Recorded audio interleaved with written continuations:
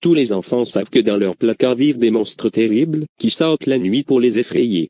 Mais ce qu'ils ne savent pas, c'est que les monstres doivent exploiter leurs cris de terreur pour produire de l'électricité dans la ville de Monstropolis, où vivent tous les monstres.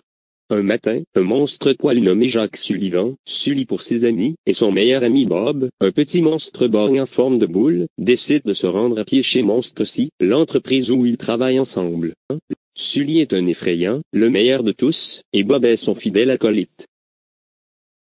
Les deux amis s'arrêtent dans le hall de Monstropolis.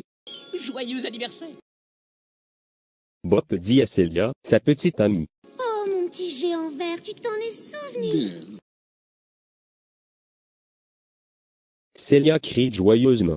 Bob invite la jolie fille à un dîner romantique dans l'un des restaurants les plus réputés de Monstropolis. Ensuite les deux amis se rendent au vestiaire pour se préparer.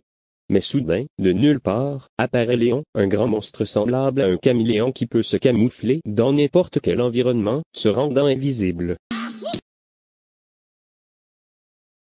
Bob crie. Léon est également un effrayant et envie le succès de Sully car il aimerait être le meilleur monstre effrayant pour les enfants d'un Monstropolis. Son objectif est de battre Sully à tout prix. Bob et Sully quittèrent les vestiaires et se dirigèrent vers la salle des effrayeurs, où des centaines de monstres étaient déjà postés devant les portes qui permettaient aux effrayeurs d'entrer dans les chambres de tous les enfants du monde. Les lumières rouges dessus des portes indiquent que tout est prêt. Le temps est venu pour les effrayeurs de commencer. Bonne chance et que le meilleur gagne. Sully crie avant de se précipiter à travers la porte, et Léon répond. T'inquiète, c'est prévu. En peu de temps, Léon effraie de nombreux enfants, captant de nombreux cris. Son fidèle assistant, Fouine, pointe le tableau d'affichage avec satisfaction. Léon semble être en tête, mais malheureusement pour lui, Sully entre dans une pièce où se déroule une soirée pyjama et reçoit plus de cris que n'importe quel autre monstre. Cette fois encore, il est le meilleur effaroucheur de monstres aussi. 23-19! On a un 23-19! Un assistant crie. La chaussette d'un enfant s'est coincée à l'arrière d'un effaroucheur nommé George. 23-19 est le code d'alarme que les agents spéciaux du CDA, corps de décontamination de l'enfant, utilisent dans ces cas.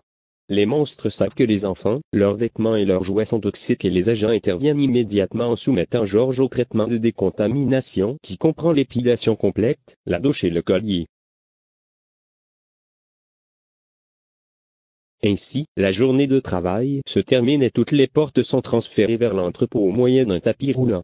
Mais alors que Bob s'éloigne avec sa chère Celia, il est arrêté par Germaine, le monstre qui contrôle le travail de tous les employés de Monstropolis. Une fois de plus Bob a oublié de rendre son rapport quotidien. Heureusement, Sully se précipite à son secours, lui disant qu'il va aller chercher le rapport, tandis que les deux amoureux se rendent tranquillement au restaurant. Sully retourne au département effrayant et remarque qu'une des portes n'a pas été remise en stock. Un peu surpris, il l'ouvre, mais ne voyant personne dans la pièce, il la referme rapidement. Puis, soudain, il entend un bruit derrière lui et, se retournant, voit une petite fille accrochée à sa queue. Comme tous les effrayeurs, Sully a peur des enfants, qui sont encore plus toxiques que leurs chaussettes. Les enfants ne sont pas ennemis à Monstropolis. Pris de panique, Sully tente de ramener la petite fille dans sa chambre, mais la petite fille, qui n'a pas du tout peur de lui, retourne dans la salle. De plus, ses jouets se prennent dans la fourrure du monstre. Sully parvient finalement à mettre la petite fille dans un sac. Juste à temps. En fait, Léon arrive et Sully se cache. Personne ne doit savoir ce qui lui arrive. Léon emmène la porte de la petite fille dans l'entrepôt. Ne sachant pas quoi faire, le pauvre Sully décide de demander de l'aide à Bob et il le rejoint donc au restaurant. Bob n'aime pas que son dîner romantique avec Celia soit interrompu, mais quand il voit la petite fille sortir du sac, il sursaute de peur et tous les monstres du restaurant commencent également à frissonner et à crier. Bob et Sully tentent d'emmener la petite fille et parviennent à s'échapper avant l'arrivée du CDA, qui soumet toutes les personnes présentes, y compris Celia, à un traitement de décontamination. Heureusement, personne ne voit Bob et Sully amener le bébé chez Bob. Mais leurs problèmes ne sont pas terminés. Les hélicoptères du CDA survolent la ville à la recherche de la petite fille. Les deux amis doivent élaborer un plan pour ramener la petite fille chez elle, surtout, ils doivent essayer de ne pas la faire rire, car son rire rend la lumière plus brillante, attirant ainsi l'attention des agents du CDA. Finalement, la petite fille s'endort sur le lit de Sully, et il reçut une grande tendresse en la regardant dormir. Peut-être que les enfants ne sont pas si dangereux. Mais Bob n'est pas convaincu. La petite fille doit rentrer chez elle au plus vite. Alors, le lendemain matin, les deux amis déguisent la petite fille en petit monstre et l'emmènent chez Monstres Ici, déterminés à trouver sa porte et à la renvoyer chez elle. Les trois ne doivent pas être découverts par Vaternus, le chef de Monstres Ici, qui parle aux agents de la CDA. Sully emmène la petite fille dans les vestiaires et commence à jouer à cache-cache avec elle. Elle a appelé la petite fille Bourru à cause du bruit qu'elle continue à faire. Mais à quoi tu joues là? Bob demande agacé en les rejoignant. Je cherche l'enfant. L'ami répond. Sully et Bob viennent à peine de retrouver Bourru lorsqu'ils entendent des pas. Les trois amis se cachent rapidement. C'est Léon et quand Bourru le voit, elle commence à gémir, c'est le monstre qui entre dans sa chambre chaque nuit pour lui faire peur. Léon regarde autour de lui avec méfiance, mais est distrait par l'arrivée de Fouine, son assistant, qui, agitant un morceau de journal, s'exclame. À première page, plein cadre à la une, c'est elle, l'enfant que tu cherchais. Léon lui dit de ne pas s'inquiéter et de s'occuper de la machine, pendant qu'il essaie de retrouver la petite fille. Maintenant, Bob et Sully savent que Léon prépare quelque chose. Mais pour l'instant, ils ont un problème plus important à résoudre. Emmener la petite Boue au département effrayant, afin qu'elle puisse retourner dans sa chambre. Il faut donc trouver la bonne porte. C'est pas sa porte. Sully dit en regardant la porte vers laquelle Bob les a conduits. Quoi cette embrouille? C'est sa porte, ça se voit. Non. Bob insiste. Alors que les deux se disputent, quelque chose attire l'attention de Boue et elle s'éloigne silencieusement. Sully et Bob remarquent que la petite fille a disparu et commencent immédiatement à la chercher. Mais ils n'ont pas beaucoup de chance, car ils entrent en collision avec Léon lui-même. Tu as eu vent de cet enfant Sullivan, effarant, non? Oh. Léon dit. Bob et Sully se regardent avec inquiétude. À ce moment-là, Celia arrive, portant toujours le collier de décontamination. La fille se tourne vers Bob en criant. La soirée d'hier a été la plus mauvaise de toute ma vie et je... Léon écoute attentivement et, en regardant le journal, remarque la photo de Bob dans le restaurant où la petite fille a été repérée. Léon a un soupçon. Bob et Sully ont certainement quelque chose à voir avec la petite fille. Bob se rend compte que Léon le soupçonne et s'enfuit, laissant Celia de plus en plus furieuse. Mais le monstre caméléon le poursuit et apparaît soudainement devant lui faisant une grande peur. Où est l'enfant? Léon demande en le plaquant contre le mur. Moi, je m'en lave les mains. Bob répond terrifié. Le méchant Léon, cependant, ne croit pas et lui ordonne d'emmener la petite fille au département effrayant, où il trouvera la bonne porte pour la ramener dans le monde des humains. Pendant ce temps, Sully est toujours à la recherche du petit Boue, lorsqu'il remarque que la petite fille a fini dans la poubelle. Non! L'effrayeur crie en voyant du monstre renverser la poubelle dans le broyeur à déchets. Mais lorsque Sully atteint la salle d'élimination des déchets, il ne trouve rien d'autre qu'un cube d'ordures et l'une des antennes du costume de Boue. Le pauvre Sully est désespéré. Il ne sait pas qu'en réalité la petite fille a sauté hors de la poubelle juste à temps. Après s'être libéré de Léon, Bob rejoint son ami. C'est moi, Sully, sors de là! Sully, en larmes, lui raconte ce qui s'est passé. Il vient de finir de parler quand il est interrompu par le rire de Boue. Elle n'a donc pas été déchiquetée avec les ordures. Sully n'en croit pas ses yeux et court serrer la petite fille dans ses bras. Bob, Sully et Boue se précipitent vers le département effrayant. Ici, Bob voit la porte de Boue dans la station de Léon, comme le monstre l'avait promis. Mais Sully, qui ne fait pas confiance à Léon, hésite et ne veut pas laisser la petite fille entrer dans la chambre. Alors, pour lui prouver que tout va bien, Bob entre en premier dans la chambre de Boue et commence à sauter sur le lit, mais Léon apparaît soudainement derrière lui et le piège dans une boîte. Sully et Boue voient Andal quitter la pièce, emportant la boîte avec lui. Sully doit absolument faire quelque chose pour aider son ami. Alors, sans perdre de temps, lui et Boue courent après Léon. Mais, dès qu'il tourne le coin, les deux se retrouvent dans une impasse. C'est seulement par hasard que Bouille trouve un passage secret derrière un panneau d'outils. Au bout du passage se trouve le laboratoire secret de Léon, où se trouve la machine que le monstre a construite pour aspirer les cris des enfants, et Bob est piégé dans la machine. Léon a fait une erreur et a capturé Bob au lieu de Bouille.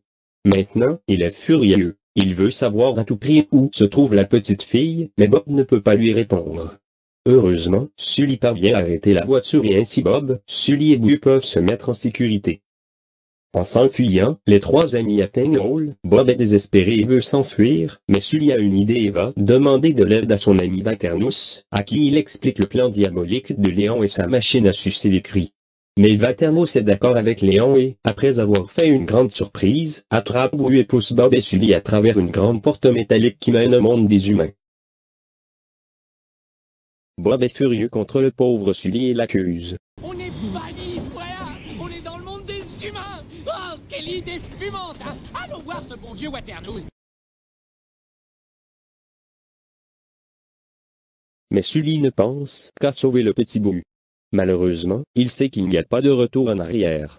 Soudain, un être énorme apparaît de nulle part. C'est le Yeti, l'abominable homme des neiges. Lui aussi a été banni du monde des monstres il y a bien longtemps et emmène Sully et Bob dans sa grotte. Le Yeti leur dit qu'il y a un petit village à proximité, et Sully a immédiatement une idée. S'il pouvait trouver une chambre d'enfant avec un placard, il pourrait peut-être retourner à Monstropolis et sauver Bouille. Sans perdre de temps, Sully construit un traîneau à l'aide de planches de bois trouvées dans la grotte du Yeti et laisse vers le village. Bob est trop en colère contre lui pour le suivre. Bientôt, Sully trouve un placard et parvient à retourner à Monstropolis. Il court immédiatement au laboratoire de Léon, où le petit Bouille, emprisonné, pleure de désespoir. Je vais te ramener chez toi. Sully crie pour se faire entendre de la petite fille. Lorsqu'il arrive au laboratoire, une mauvaise surprise l'attend. Bouille est attaché à la voiture de Léon et avec lui se trouve Fouine et Vaternos. La petite fille est terrifiée. Sully pousse un cri terrifiant et libère Bouille de la machine, provoquant la chute de l'appareil au sol, roulant sur Vaternos et Fouine. Ainsi Sully et Bouille peuvent s'échapper. Rattrapez-les! Je ne veux pas un seul témoin! Criait Vaternos à Léon. S'étant rendu invisible, Léon attaque Sully, mais au milieu du combat, il est frappé par une boule de neige qui le rend à nouveau visible. C'est Bob, qui a changé d'avis et a décidé d'aider ses deux amis. Lui aussi a trouvé son chemin vers Monstropolis à travers le placard d'un enfant. Sully frappe ensuite Léon et s'enfuit avec Bob et Bouille. Mais le monstre caméléon récupère rapidement et se lance à sa poursuite. Les trois amis atteignent le département effrayant et s'accrochent à une porte qui est sur le point d'être rangée dans l'entrepôt. Mais alors qu'ils sont sur le point d'atteindre la porte de Bouille, Léon s'approche. Soudain, Sully se souvient qu'il a remarqué que le son du rire de la petite fille augmente son énergie et dit à Bob de faire rire Bouille. Ainsi s'activent les portes qui permettent l'entrée dans le monde des hommes. Sully, Bob et Bouille vont d'une porte à l'autre avec Léon qui les poursuit.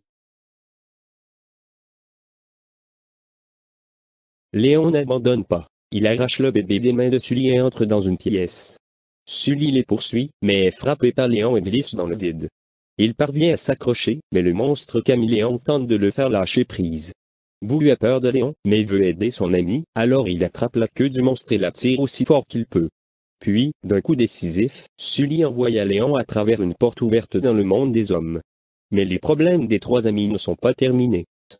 En fait, dès qu'ils atteignent le département effrayant, ils trouvent Vaternos et les agents du CDA qui les attendent avec impatience. Dans un geste astucieux, Bob lance une chaussette sur les officiers, qui s'enfuient, effrayés, car ils croient que c'est toxique. Sully en profite pour s'enfuir avec Bouille. Mais le maléfique Vaternos n'abandonne pas et les poursuit sans relâche. Dès que Vaternos atteint Sully, Bob est Bouille, et il leur avoue son plan diabolique. La ville de Monstropolis n'a pas assez d'énergie et les enfants ont de moins en moins peur. Il faut donc trouver un moyen de les effrayer. Son objectif est donc de kidnapper des enfants et d'aspirer leurs cris avec sa machine spéciale.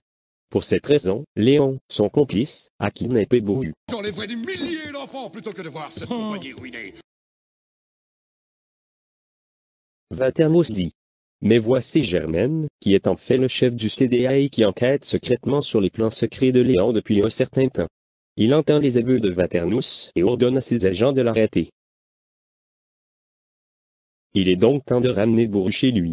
Sully emmène la petite fille dans sa chambre et la met au lit. Rien ne sortira plus du placard pour te faire peur, tu le sais ça. Sully la rassure. Bourru sourit. Au revoir, Boo. Son ami lui chuchote quelque chose. Puis, lentement, Sully entre dans le placard en regardant la petite fille qui, assise sur le lit, l'appelle. Finalement, il ferme la porte derrière lui. Pour empêcher Bourru de retourner dans le monde des monstres, les agents du CDA détruisent sa porte. Malheureusement, Sully ramasse un morceau de la porte par terre. C'est tout ce qui lui reste de Bourru maintenant. Bob sait à quel point son ami est triste, et alors qu'il s'éloigne de Monstres ici, il lui dit. Pas déprimé, réjouis-toi, on est des champions! Ah oui, je sais, il n'y a plus qu'à bulldozériser l'usine, et des centaines de monstres vont être au chômage, sans parler des furieux qui voudront nous trucider parce qu'il n'y aura plus de courant, mais hé, on aura quand même bien rigolé, hein? Les mots de Bob donnent à Sully une idée pour créer Monstres ici. Continuez à travailler. En fait, après un certain temps, Monstres ici. Elle est de retour en pleine forme. Le département de la peur n'existe plus. À sa place, il y a un département du rire, où les monstres, au lieu de faire crier les enfants de peur, les font rire. Grâce à Bourru, ils ont appris que le rire est plus puissant que les cris et que Monstropolis ne manquera jamais d'énergie. Mais Sully manque vraiment au petit Bourru. Alors Bob réassemble toutes les pièces de la porte de la petite fille pour que Sully puisse lui rendre visite quand il le souhaite.